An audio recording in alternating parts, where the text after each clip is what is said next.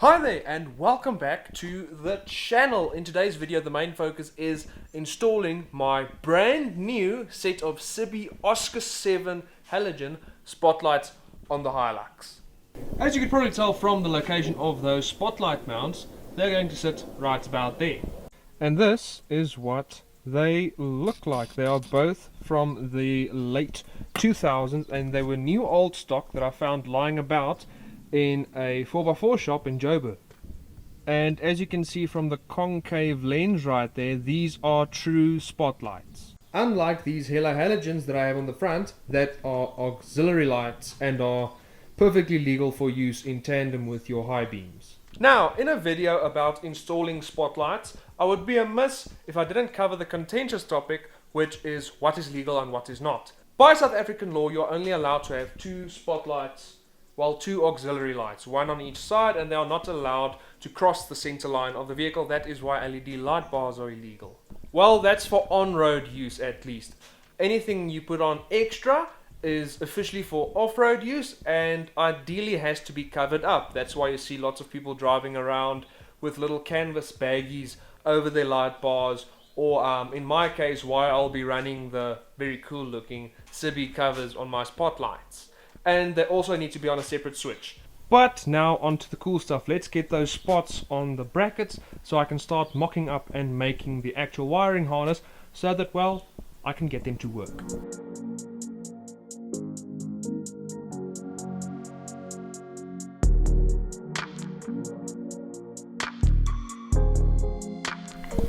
Morning! It is once again tomorrow, and last night just before it got dark I finished off the loom for the spots, the spotlight loom, if you were to call it like that.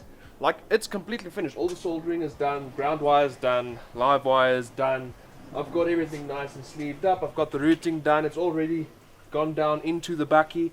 All is good. I think I just need to put some thinner sleeving up here because the thick sleeving I've got there does look a bit dorky, but that's nothing really. So yeah, now I can actually get started on the actual wiring part and get this thing work, these things. And even if I do say so myself, I'm quite happy with how well I've been able to hide the harness. It goes around there, around here, and then all the way behind, in between the body and the bed, and then it goes into a hole that is in the back of the cab right there. And then the hole goes to right here, and there's my little wiring harness. I think I'm going to put a plug on here just so I can sort of quick disconnect the spotlight from the rest of the harness and just rip everything out within a moment's notice. No, I just want to do that. I like to sort of keep all my harnesses segmented, keep everything sort of modular, so that if I wanted to change something, I could. Okay, I quickly had to step out to go buy a Deech plug. Yeah, they're pretty pricey, so I don't really keep them on hand. Like I said, they're fucking expensive. This was 80 bucks, 40 bucks for the female, 40 bucks for the female, so yeah. But CIBIEs ain't cheap, no matter for what a steal I got them. So I might as well go the extra mile and buy the good plugs, because despite their price, they just work so well and they're just so nice to use. And I actually don't have the correct crimping tool for Deech plugs, but I've done one Deech plug before and I used this thing. It's one of those cheapies you can buy like at any parts, automotive or electrical store.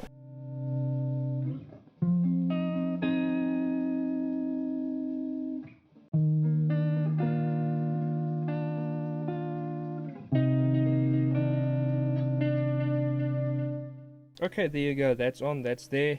That's probably gonna run right about there.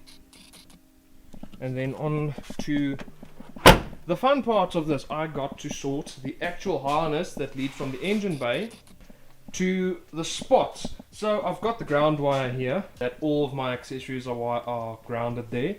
Goes in behind the fender, as well as the 12 volt high current flow from the relay. Obviously those have to be in the same harness. Those are the two ones that go to the spotlights. They're going to go around the fender, into the cabin, down here, run all along the rocker panel, behind the seats, and then tie back into the harness there. And then I've got my 12 volt switching wire right here that is going to run same route into the center console, where there will be a switch, and then, well, that's just how it's going to work. Now I just need to undo this fender liner right there so I can get to work. One of my least favorite things in the world to do has to be removing the fender liners from this thing. And I mean, it's not like it's particularly difficult or tricky or tedious or finicky or dirty or unpleasant in any kind of sort of way. I just don't want to do it. I don't like doing it. I don't like it. Anyhow, the wires are running underneath there. Don't know if you can see them. They go into the cabin and now they are chilling right there. Now I can solder some wires on here and actually lay the wires down all the way around here, back the seats to the ditch plug over there, connect the female ditch plug to that, and then the spots will be wired in. Then I just need to wire the switch.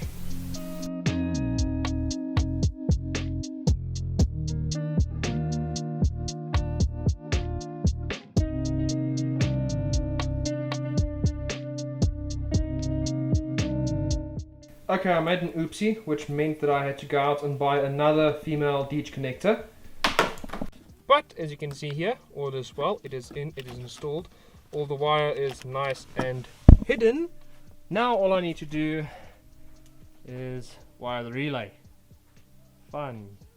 Here is the wire that will go to the switch in the center console, and then I just need to take a wire from the switch to a 12 volt power source to actually give it the signal to actuate. So I've pulled the switching wire through the firewall. It's nice and tidy. It should reach the center console. I had to remove the switch I was using for my two-step, which really isn't much of a loss really, so I can have space for the switch for the spotlights, which are way more useful, way more important. So I've went and wired up all the wiring for a little let's call it a mystery dongle that I will be installing in a future YouTube video, because that's sort of part of a different thing I want to do. But the battery is back, as you saw. Everything is wired up. All the switches are where they need to be. The CIBIEs are where they need to be. So let's check if all of this work for today has been for nothing. Okay.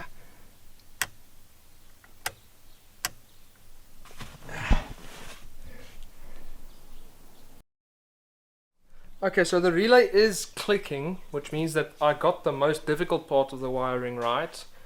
But why are the spots not working? Okay, check you guys later once I've solved the problem. Okay, so it's got a ground. The relay seems to be working.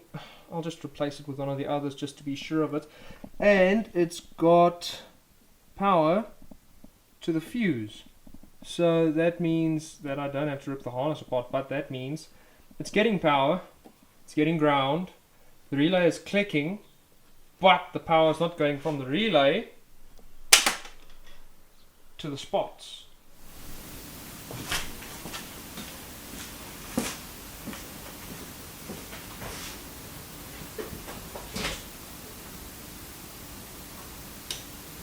Yes!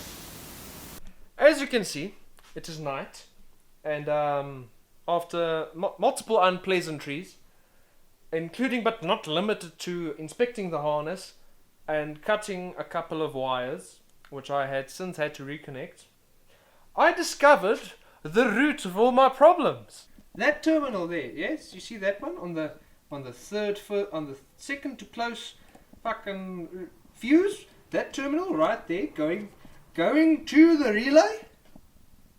Yes, it wasn't plugged in all the way.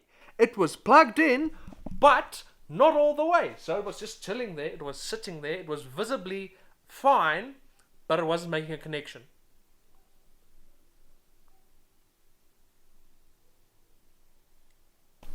So yeah, I just need to put all of this back together again, and obviously clean up and put all the tools and all of my sundries away, and then my job, this job, for now, is done.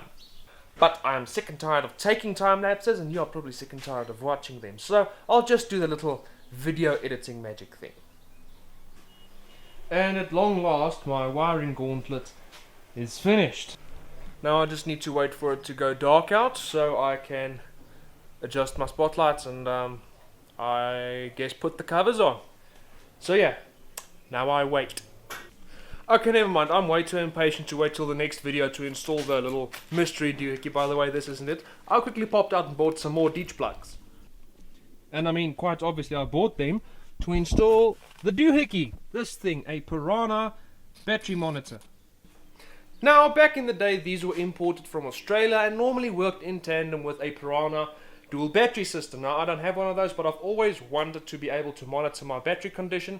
And this doesn't show you voltage, it shows you sort of like live bars, and I quite like that.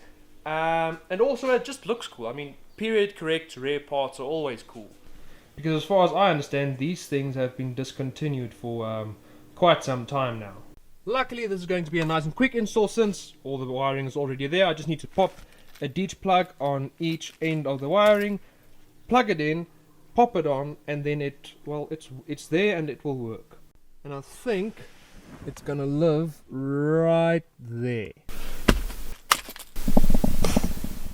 And just look how cool that is. And I switch the ignition on, and boom! That is so freaking cool. And look at this, I switch it on, and as soon as it starts and it idles, the voltage will go up. I am absolutely stoked with how good that looks. Gosh, that's cool. Such a small little thing, but it just elevates the interior so much. I love it. Maybe I'm just a bit weird and a bit of a nerd, but I just find that so cool. Yeah, but that intake looks good though. And then there's the wiring. But that really is the best that I'm going to get it anytime soon. So that can chill like that right there.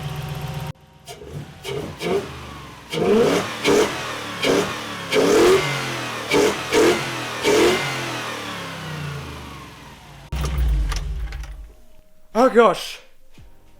The sense of relief that I'm feeling right now, because that thing not working along with the Opal not working has really been getting on my nerves. And now it works again, and I can go wheeling with friends. And next Thursday, I think, is the Thursday nights under the lights at Midval, so I think I'm going to go to that as well. And for those of you wondering what bulbs I'm using in my CIBIEs, I'm using these Hella Value Fit 12 volt 55 watt. Just these standard ones, nice and cheap. Someday when I have lots of money to waste, I'll upgrade to the very expensive, probably like Philips bulbs or something like that, because they really do work very well, but gosh, they're expensive. And also the CIBIEs do use H1 bulbs, so your choices are a bit restricted. Okay, so I forgot to show you guys how well the spots work. I forgot to check myself. I was very excited, but forgot nonetheless. So I've come and found a dark street. So let's check how they work. I've currently got the dims on, so I don't know, let's check bright spots, dims, parks, everything. Now I've already gone and aligned the spots, so that's not something to worry about. So parks, dims, brights. Switch everything off. Let's go inside, turn on the spotlights. Ding. Yeah, I think I need to move them up a lot. Okay, I've gone and readjusted them, so let's try that again. Got to turn them off. Parks, dims, brights, and spotlights. Now turn everything off. Only the spotlights remain, and turn everything back on. I'd say that's sufficient. So they are definitely a little bit underwhelming, if I do say so myself, but they look bloody cool, and that's all that really counts. So yeah, I will check you. Flippin', it's that time of the year where the flippin' rice ants, whatever the hell you call them, are everywhere. But I'll check you guys in the next video.